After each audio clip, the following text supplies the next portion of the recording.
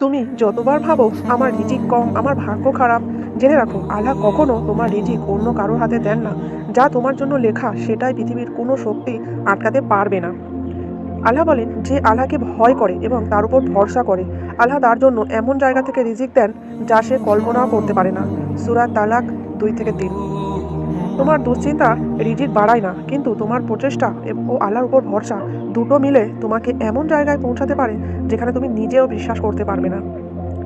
রিজিক বাড়ানোর 4টি শক্তিশালী অভ্যাস: ইস্তেগফার করুন বেশি বেশি করে, সাদকা দিন, হালাল পরিশ্রম করুন, তাকওয়ার অসম্ভব করে সম্ভব করার চাবি, তাকওয়ার উপর ভরসা রাখুন। তোমার দায়িত্ব শুধু চেষ্টা করা, দরজা খোলা, এটা আল্লাহর কাজ। তুমি থেমে যেও না, তোমার রিজিক ঠিক সময় ঠিক জায়গায় তোমার খুঁজে নেবে।